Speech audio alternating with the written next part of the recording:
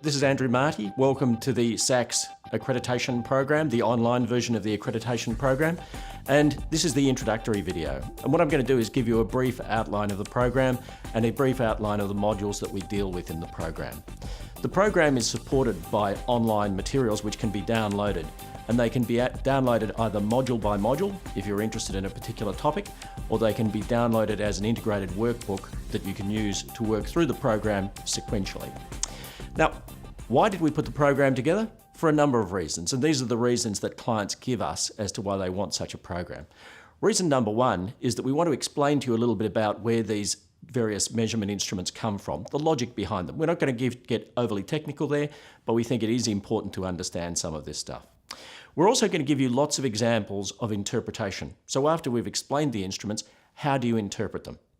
We're also going to give you lots of information about how to use these things on a practical day-to-day basis, and in particular, how psychological assessment compares with other methods of recruitment, such as reference checking, interviews, those kind of things. We're also trying to give you a bit of an understanding about how you can advocate psych testing to line managers. This is probably the question that we're asked most. How can I explain the purpose of psych testing to line managers so that people see the value of it and understand that this helps them to make better recruitment decisions? So the way that the program is structured is that it's structured in a sequence of modules. Module number one is this one, Introduction. Module number two is the science of candidate selection. And what we mean by that is in that module, I just explain exactly what we mean by science in the sense of what kind of research backs the tools that we're using.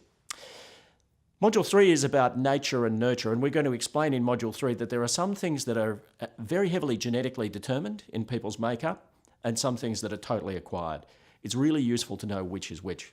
Module 4 is a ranking of recruitment predictiveness, and what we do is we give you a ranking of what are the most predictive recruitment methods down to the least predictive recruitment methods. Module 5 is why are psych tests such accurate predictors of recruitment outcomes? And we're going to talk a little bit about human biases and a thing called priming, because I think it's very important if you're going to be involved in recruitment, you understand both the strengths and limitations of techniques such as interviewing in comparison with psych testing.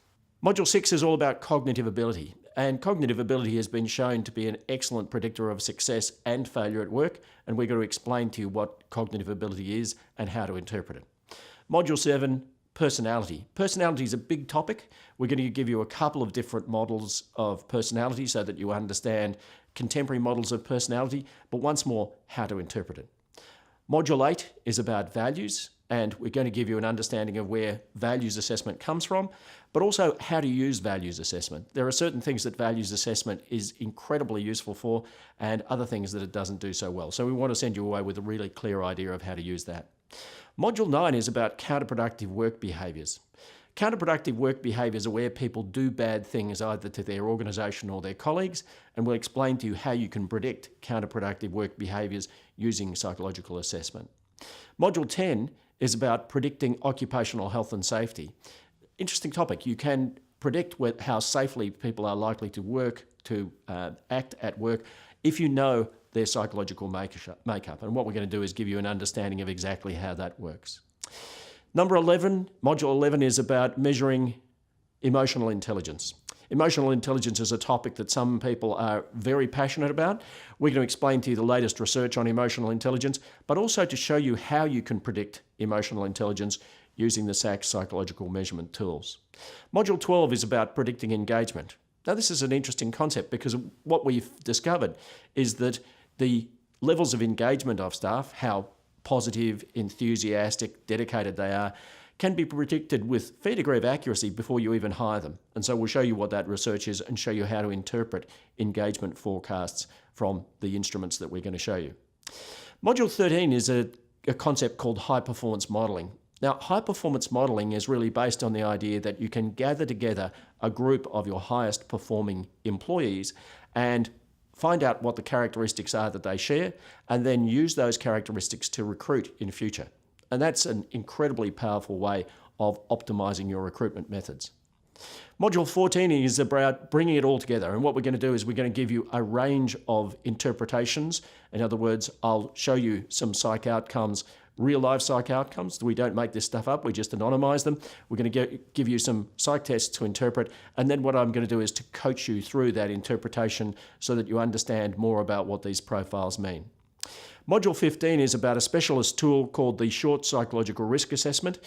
Short because it doesn't take long to complete, about 40 minutes in most cases. And what it does is that it can predict certain things with extremely useful accuracy. It can predict occupational health and safety behaviour, for instance. It can also predict counterproductive work behaviours. And it also has a measure of what's known as attitudes towards diversity, which, putting it bluntly, is whether people are likely to be racist or sexist at work, and many clients have found this to be extremely valuable. Module 16 is about a thing called the SACS Care Worker Assessment, and the Care Worker Assessment is a brief tool, something that's very quick to complete, that people have used in many cases where they employ people who are providing either residential or home care. So that's the introduction, and that's the end of Module 1.